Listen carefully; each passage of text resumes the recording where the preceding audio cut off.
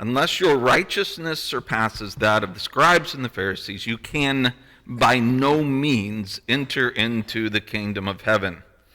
This is the thesis statement for the Sermon on the Mount. Everything in the Sermon on the Mount is going to go back to this statement about how your righteousness must surpass that of the scribes and the Pharisees. And remember, the scribes and Pharisees, as far as religion goes, they were kind of the rock stars of the day. They were the ones everybody looked to, as we talked last week, because they made it hard not to look at them. But they were the ones that people looked at, and they saw how they prayed, how they gave, all of these things that they did, and they thought, man, if I could only be half the religious giant that this rabbi is, I'd be good. And Jesus says, no, that's not enough. And as we've been looking at the Sermon on the Mount, we've noticed that in chapter 5, their teachings didn't quite dig deeply enough. They were very superficial. And Jesus says that kingdom citizenship looks differently from what they're trying to tell you that it is. And so in chapter 5, their teachings weren't that great. And then you get into chapter 6, and he's going to show 3 demonstrations of the way that they do things that isn't exactly right. Because remember, chapter 6 starts off, beware of practicing your righteousness before other people in order to be seen by them. That's what they're doing.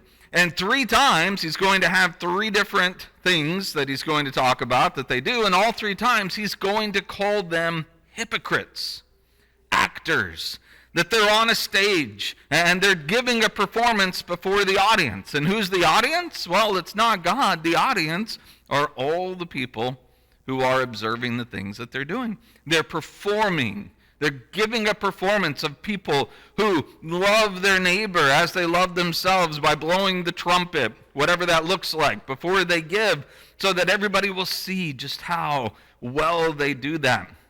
They're playing the performance of someone who loves God with all their heart, soul, strength, and mind, as demonstrated in the way that they pray, because they make sure everybody sees them. They find the chief place in the synagogue during its busiest time so people will see it, or they'll go. They love those street corners that they can go to, and they know that they're going to have a captive audience because they want people to see it.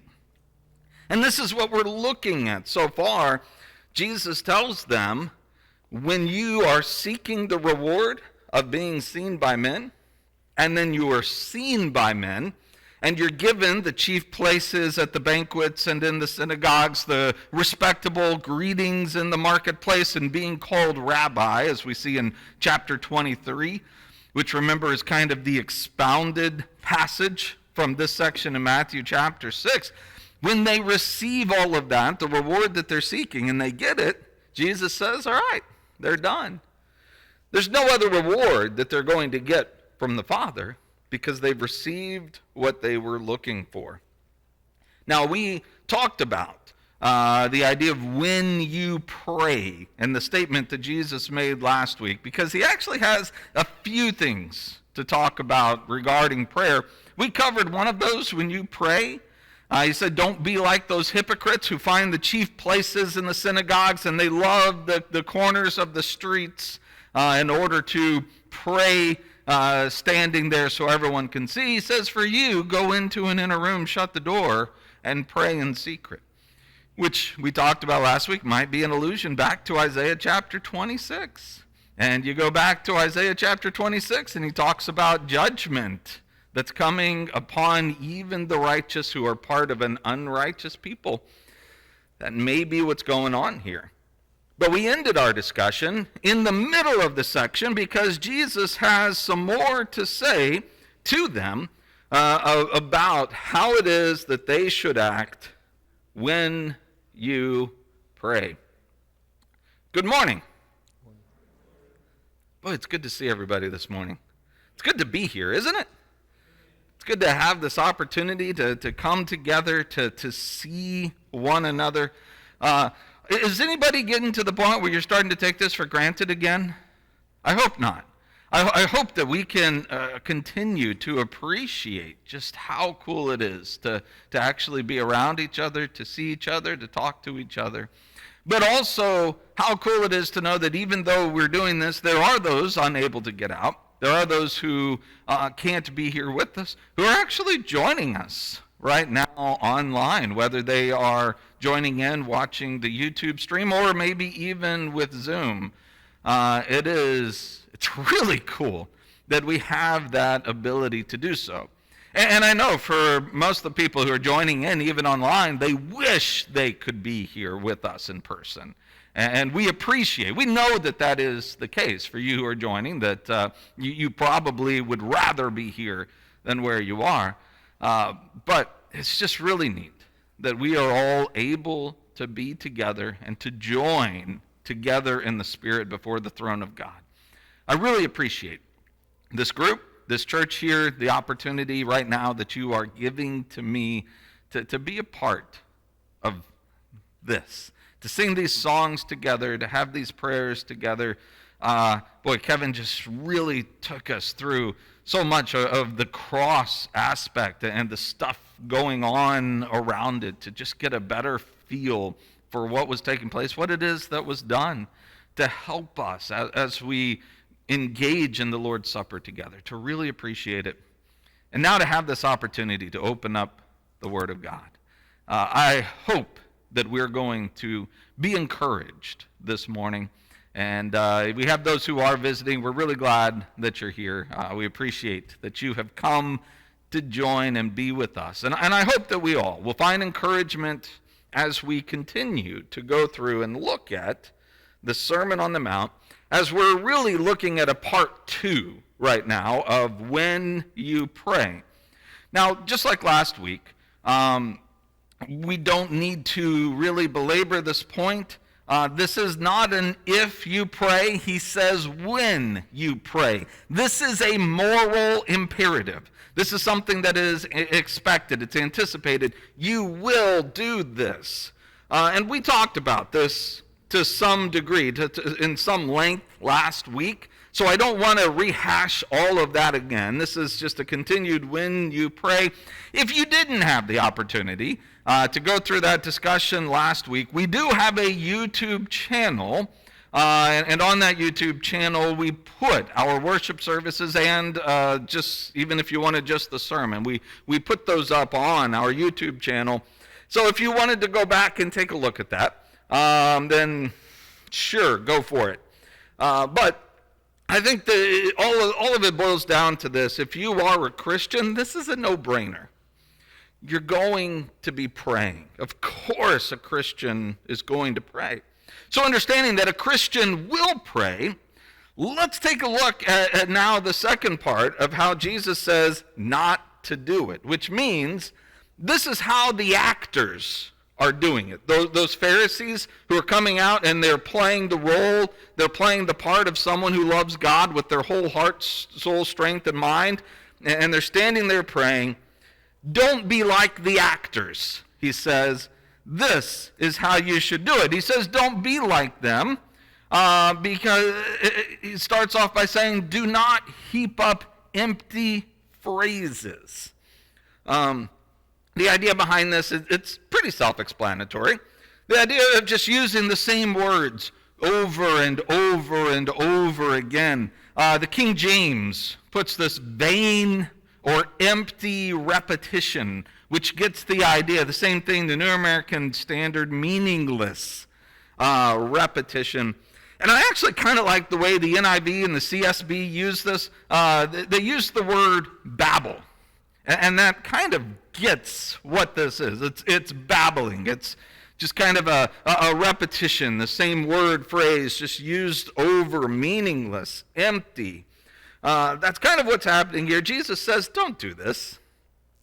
Don't do it, because it, ironically, for the Pharisees, is being more like a group they would prefer not to be associated with than being a true child of God. Jesus says, when you do this, this is how the Gentiles do things. Don't heap up all these meaningless phrases, this vain repetition. Don't keep doing this, because that's what the Gentiles do. Now, if you are paying attention, you'll know this isn't the first time that Jesus has said, hey, you know those Pharisees over there? You know who they're really like? They're really like the Gentiles.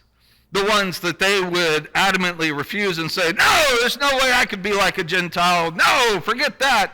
You know, we're not even close. They're worse than the gum that's stuck to the bottom of my shoe. There's no way I'm going to be anything like a Gentile. How could you put us in the same sentence? And Jesus is going to do it thrice throughout the Sermon on the Mount.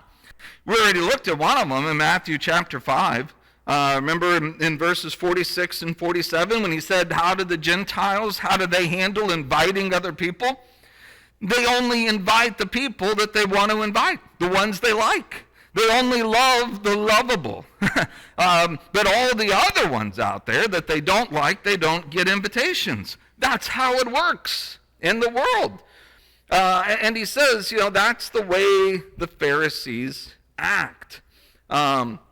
Pharisees only found those who were like them to be worthy of being called a neighbor. Remember, that's the idea, love your neighbor as you love yourself. Well, who is my neighbor? They want to justify themselves. Who is my neighbor? And remember, the question is not, who is my neighbor? But when you look at the story of the Good Samaritan, it's who am I proving to be a neighbor to? And that thought process is contrary to how the Gentiles do things. The Pharisees were actually more like the Gentiles in the way they thought about their fellow man.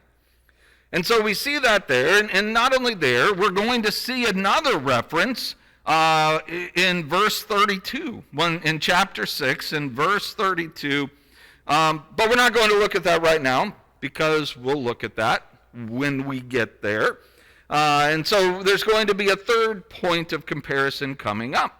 All of this simply to point out that these Pharisees, whom everybody looked at and said they are as far away as you can get from the Gentiles. You got those nasty, horrible, crummy Gentiles way out there, and then way over on the other edge, as close as you can get to God, you've got the Pharisees. And Jesus is saying, no, actually, they're kind of together.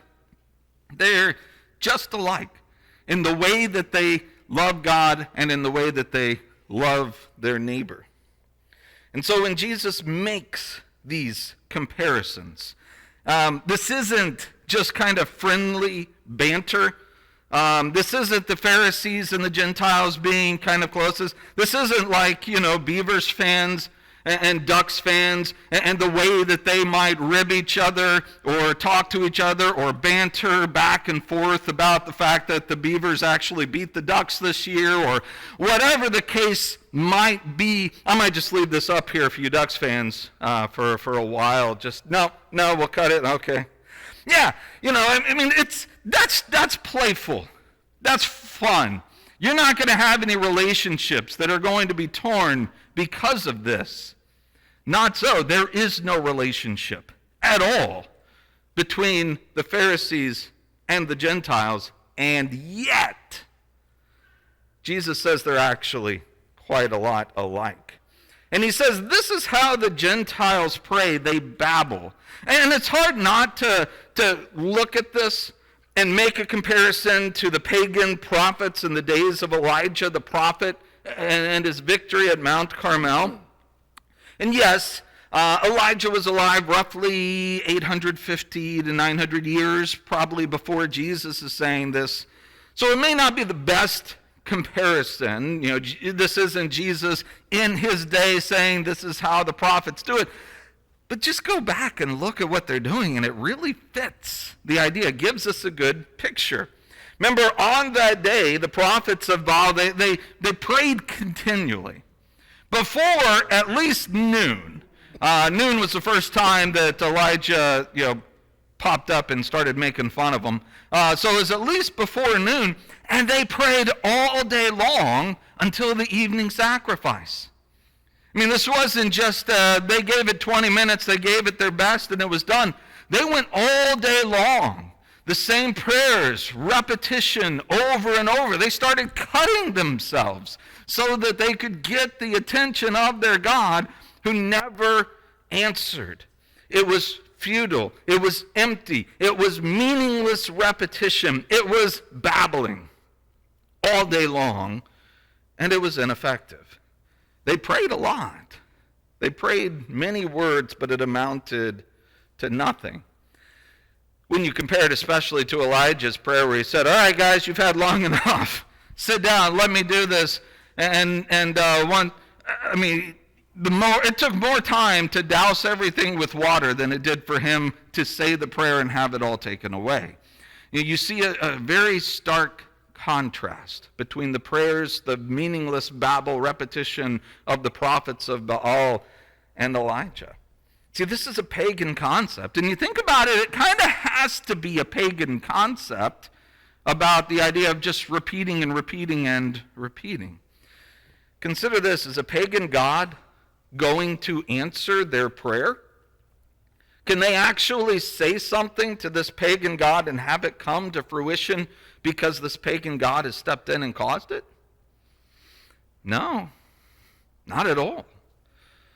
They have to use many words, repeated over and over and over, and hope. And sometimes, I think we've all kind of experienced this, a resolution just naturally happens.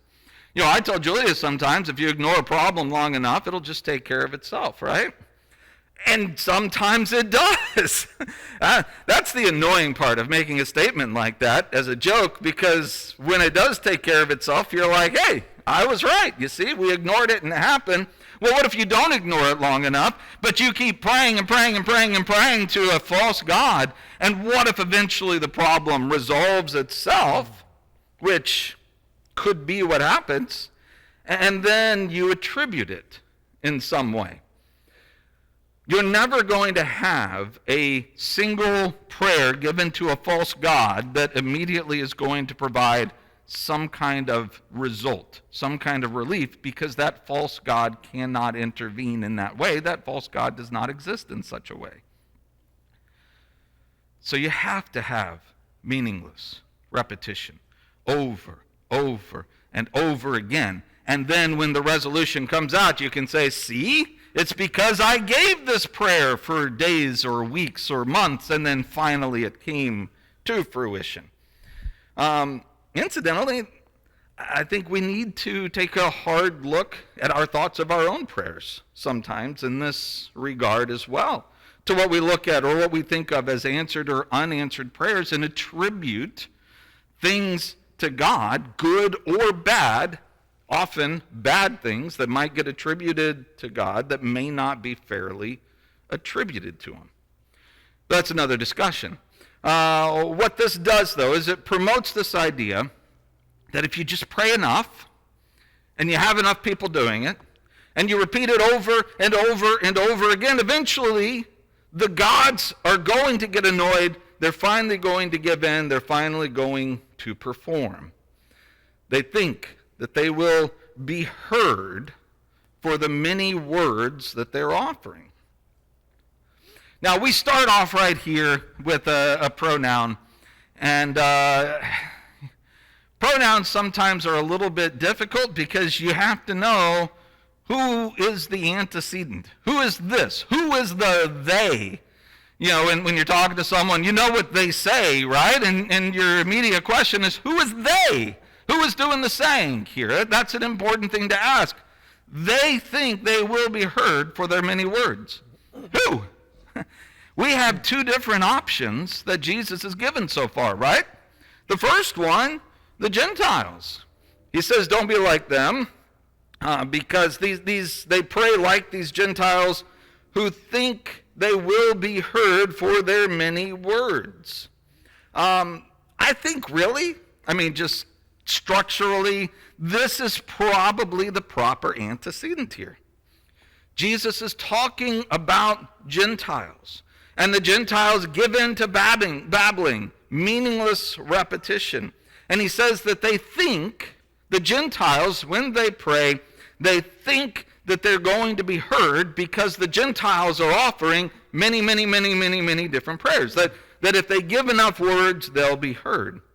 So it's the Gentiles who are here under discussion. Of According to what we looked at just a minute ago, they believe if they multiply their words, the gods to whom they pray will hear them because they have heaped up words. But of course, we know it doesn't work that way. So if the Gentiles are probably the proper antecedent, what about the other potential antecedent here? What about the Pharisees? When Jesus says, the Pharisees think they, that is the Pharisees, will be heard for their many words. Could it also be the Pharisees? Well, yeah, because they are like those Gentiles, right? The Pharisees, the Gentiles, he says, I've lumped them together into the same category over here. The Gentiles believe they're going to be heard for their many words. The Pharisees believe that they will be heard for their many words. That's the way the analogy works. So if the Pharisees babble meaninglessly, and they act like the Gentiles, and the Gentiles who do so because they believe that the more words they offer, they're going to be heard by the gods, well, how do the Pharisees fit in? Ironically, I think the Pharisees are actually worse off than the Gentiles when it comes to this. The Pharisees are worse than those old pagan prayer warriors. They were at least genuinely hoping that they would be heard by the gods. But here's a question Jesus has told us. Whom do the Pharisees want to have hear them? Are they babbling with heaping up phrases, meaningless repetition? Are they doing this so that God will hear them? Well, no. Remember, the Pharisees, who actually worship the one true God, they pray the same way so they will be heard by other people. They believe that if they heap up these phrases, these words, and their eloquence, and they just have all kinds of stuff to say, they believe that they will be heard because of their many words. He says for those who are genuinely praying because they love God, he says we shouldn't be praying like this. Why not? Because your Father knows what you need before you even ask. This is an incredibly comforting statement, and it's actually kind of scary as well. It's comforting because think about it. When we come to God in prayer, we're not actually giving him any information that he doesn't already know, right? I mean, we understand that.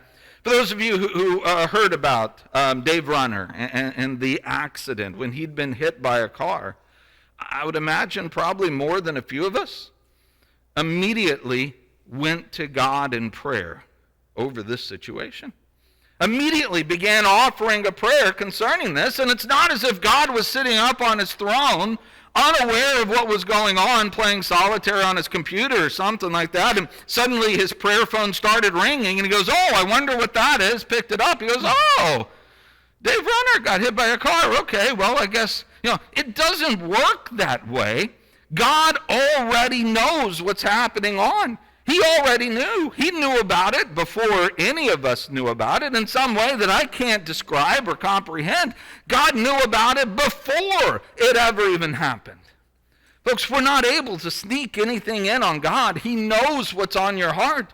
He knows what's keeping you awake at night. He knows whatever it is that's completely messed up your day, your week, your month, or even your year. He knows exactly what's happening. So it's not going to make a big difference if you say it once or if you say it 1,000 times. It's not going to change anything. He already knows. And that's very comforting, isn't it? And yet at the same time, it's also kind of scary. Think about it. How much have we talked about the necessity of prayer? About how God acts when men pray to him in humility. If God already knows what we need before we even ask, then why do we even need to ask at all?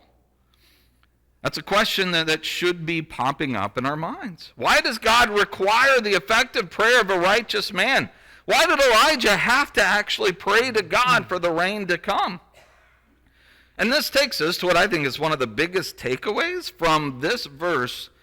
God does not need to hear our prayers. We do. And I think it's important that we understand that. Why does God require prayer? It's not for his benefit. He already knows what we need. He requires prayer because we need it.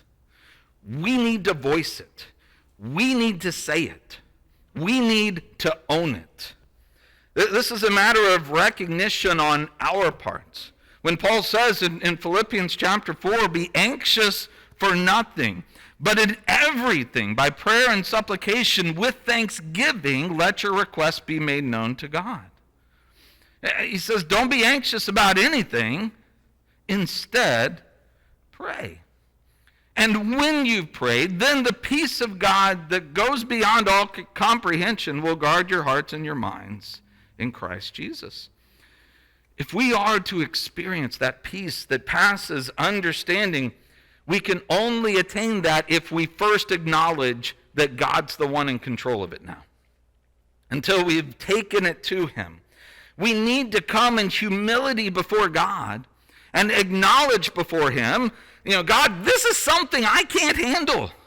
This is something that's bigger than me, that goes beyond me. I can't come up with a structure plan. I can't find a solution. I can't handle this myself. This is something that is beyond my capability of doing. And do you know how hard it is to say that sometimes? Do you know how hard it is to actually say to someone else, I can't do this myself. I'm dependent on somebody else. That is difficult. That is what prayer is. Prayer is where you break yourself down and you say, I'm going to admit before God, this is bigger than me. And I'm going to leave it with him. Folks, God does not require prayer because he's some kind of egomaniacal being that needs to hear from us. He requires prayer because we are egomaniacal beings who would like to pretend that we do not need to go to him. But we do. This is what prayer is all about. This is why a prayer doesn't have to be long. We're not trying to be heard for our many words. We're simply humbling ourselves before God. And that doesn't require a lot of language. We're not trying to wake him up for action. We might be tempted to assume that the more words that we use, the better it's going to be, the more effective it is. But that's not always the case. Some of you history buffs, you may be familiar with this gentleman here, Edward Everett. He was a famous orator, politician from Massachusetts. He gave a speech one time over 2 hours long at an event in 1863. At the end of the speech, the crowds roared with the eloquence that was on display, and they're still elbowing one another, nodding to each other afterwards with hearty approval. And they were doing so much that many of the people there actually missed the entirety of the next speech that was given. Because the next speech only took about 3 minutes, and it was finished. Most people there didn't even realize that the speaker had even started, because it usually takes a good 5 to 10 minutes for the speaker in those days to get warmed up and to get going before he actually gets into things. Some of you may know Edward Everett. I'm assuming that most of you probably don't. I'm not sure many remember anything about the 2-hour speech that Edward Everett, who I'm sure was full of masterful words woven with elegance and eloquence, but the 3-minute speech, succinct, to-the-point speech that followed, has far outstripped it in historical importance. Most of us today, even if we're not familiar with Edward Everett, we are familiar with the speech that followed.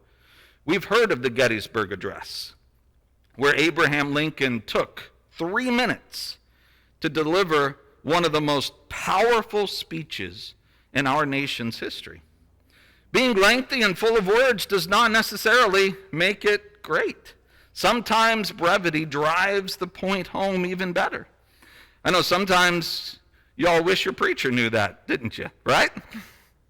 In fact, note the difference between the type of prayer that Jesus is talking about and the one that he's going to suggest, that we're not going to be looking at this week. But when you read through that model prayer, to say it, it takes less than 15 seconds to get through it. That's the contrast. In that prayer, we remind ourselves of our dependence upon God in so many levels. But we're able to do so in less than 15 seconds. But we'll save that discussion till we get there. So what could this then mean for us when he says, don't pray? When you pray, don't heap these vain repetitions or things such as that. Well, I think that there are some cautions that we can throw out. Now, I'm going to give you 3 because that's what a proper preacher does, right? I'm going to give you 3. The first 2 of them, I am going to readily admit right now before we start, are not inherently bad in and of themselves. So it may seem as if I am suggesting that it's wrong to do these, when I'm not. It's not that it's wrong at all. The point of this section is not to tell you what is right or what is wrong when praying. Unfortunately, I wish that I could go to a verse and say, this is it, right here. See? Wrong. Or here's how to do it. You just don't get that. What I am going to talk about, it's not a right or a wrong way, but it's a reminder check. It's a plea to, as you are praying, check what you're doing and make sure that everything's on the up and up. And so now that I've said all of that, hopefully caveats out of the way, first of all, I think we should beware of prayer language. This and that, meaningless repetition, heaping up phrases, all of this type of stuff. This is the one that I might get myself into trouble with, so I'm going to start with this so that hopefully by the time we get to the end, you'll have forgotten that I even said anything about this. The point, again, is don't use repetitive language. If that's the point, the opposite would be true.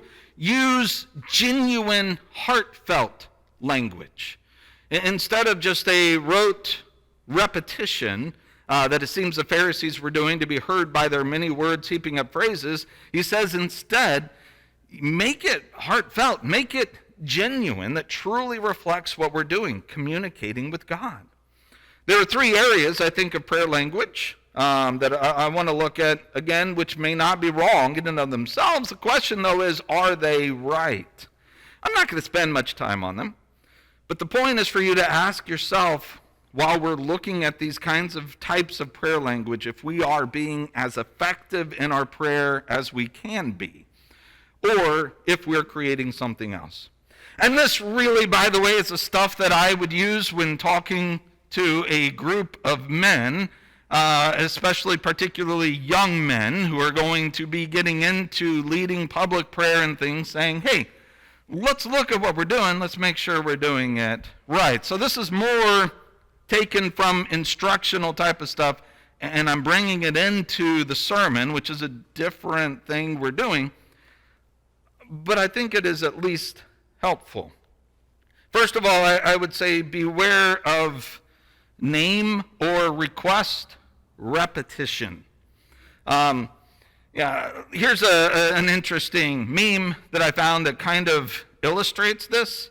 If we talk to people the way we talk to God, you have this gentleman talking to his wife, Emily, wife, could you just pick up some milk, Emily, wife, while you're at the store? Just go ahead, Emily, wife, and just go to the milk section, Emily. Just grab some milk, Emily, and just place it right in your cart, wife. Emily, wife, just thank you, Emily, wife. Could you see prayers in that? The way that sometimes the name of God gets just repeated and repeated and repeated, almost as filler words. Not a genuine cry to God, but it's kind of a filler in the midst of this. The name of the Lord, the name of God. or just a repetition over and over of the same request, which heaps up a whole lot of words, but could be a whole lot more succinct. We don't speak this way to anybody else. Nobody. Yet it's often used in prayer. Of course, this might be due to the fact that in a conversation with someone else, we're able to look them in the eye. We get immediate response back. This conversation of prayer isn't normal. Sometimes it might even feel awkward. And so it causes us to be awkward in the way that we talk. But if we find ourselves constantly through a prayer repeating the name of God, addressing him over and over and over without it being kind of natural, or just repeating our requests over and over and over beyond what we might feel would be good in a natural conversation, maybe we should reevaluate our prayer language just to make sure that we're not heaping up words. Again, it's not as if this is wrong. The question is it necessarily right? We need to evaluate and take a look at it. Again, another one, the use of the words thee or thy, Old English type of language. Again, there's nothing wrong with this per se. But it goes along the same lines as the last one. What is the point of using a thee or a thy in the prayers that we're offering? The language, the these and thys, entered into it because people actually spoke that way in one point in time. When the King James Version of the Bible was put together in the early 1600s, people used these. And quite frankly, I wish we could go back to using these because it really helps when you're trying to distinguish a plural you from a singular one. Having a thee and a ye, all of that, I wish we could go back to that, but our language has moved on from that. It's left it way behind, and we no longer use this kind of language at all except in one area. There is one area where this still gets used, and that's in prayers. Even Bible translations, up until not very long ago. The first Bible translation that I used, the New American Standard from 1977, it never used thee or thy unless it was a prayer. And so throughout the Psalms or in other places, it would move to using a thee or a thy in prayer because that's the way people thought of it. When you go to God, you're using a different language than you use when you talk to normal people in everyday conversation. Question is that useful or helpful? When you read prayers in the Bible, the pronouns that are used in the original languages are no different in a prayer or outside of a prayer. It's the exact same word. It shouldn't be translated differently because they didn't write it differently in the beginning. The idea of prayer language using a thee or thy, it's a relatively modern creation. And if we're using that kind of language, again, I would suggest maybe we should reevaluate our prayer language and ask, why is it we do this? Again, it's not wrong. I'm not saying it's wrong. But the question is it necessarily right? Though, of course, I think this is probably so habitual for some people, change may not even be possible, even if they wanted to change. And there's nothing that says a person even needs to change this. But I think it's important that we look at it. And instead of always just simply doing things like we've always done them, well, let's challenge what we do, why we do what we do, and see if maybe there isn't a better way. And then the last of these to bring up is the idea of stock phrases. And to be honest, I haven't paid enough attention, I guess. I don't know if that is nearly something that happens here very often as it has in other places I've been in my life. But you've heard phrases like guide, guard, and direct us, or bring us back at the next appointed hour. These phrases that, for a while they just seemed to be in every prayer that you heard, no matter who was praying. You have these kind of just stock phrases that get used. And again, is there anything necessarily wrong with them? No, but at what point do they transfer over to heaping up phrases, repeating things kind of emptily? It's just what you say in a prayer, so we're going to say it. Oftentimes when people are doing things, when you have teachers or whatever, they say, why don't you put this in your own words? And I think sometimes that's what prayer should be. Put this in your own words. What is genuinely there in your heart as we pray? Instead of just repeating things that others have said. Let's evaluate our word choice. Make sure we're not simply just repeating the same opening, closing, Lord's Supper, contribution prayers, whatever that's always been done. Let's be diligent to speak from the heart in what we do. All right, getting off that soapbox. Like I said, that would be usually more something that I would use in a situation where we are talking about how to pray for those who are going to be doing it publicly, as opposed to bringing out for everyone. But I thought it kind of fit to gain something of what Jesus is getting across here. Another thing to consider, cautions for prayers, beware of long prayers. Now, I'm not going to spend a long time on this point. Get it? All right. There is a place. There is a time for long prayers. And there's a place and there's a time for shorter prayers. And when we become attuned with what we're doing, the situation we're in, what kind of prayer it calls for, I think this will help us to understand an appropriate length. Remember, the big problem with the Pharisees was that they heaped up many words because they wanted to be heard. So they would have nice long prayers. Well, not so with us. We need to make sure we're not falling into some kind of trap where we assume that longer in some way equals better. Again, it's not necessarily bad to have a long prayer. But is it always necessarily right? Could be. But sometimes it could be a distraction as well.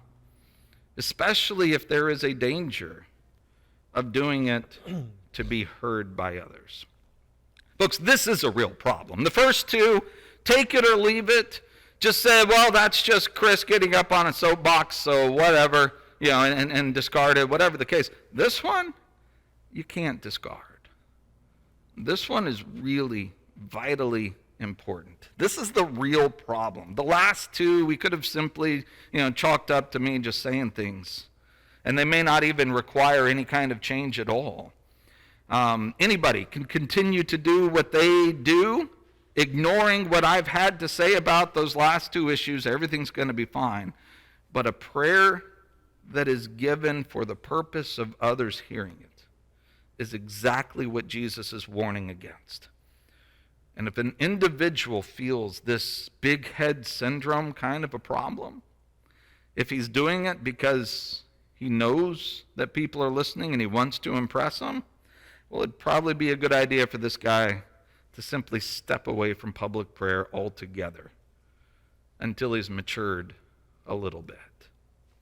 Because remember what it is that Jesus had to say, when you pray, do not heap up empty phrases as the Gentiles do. Do not be like them, for your Father who knows what you need. Your Father knows what you need before you even ask him. Let's pray together. Our great and amazing Father in heaven, thank you for this gift of prayer, the opportunity to talk with you. Thank you for allowing us the right to affect you and affect your actions in this world. Thank you for the knowledge that when we pray to you, you will take what's on our hearts and you will give us peace in its place. Help us to be those who genuinely pray to you with sincere hearts and full assurance of faith. We thank you for the hope we have through your Son. And it's in Jesus' name we pray. Amen.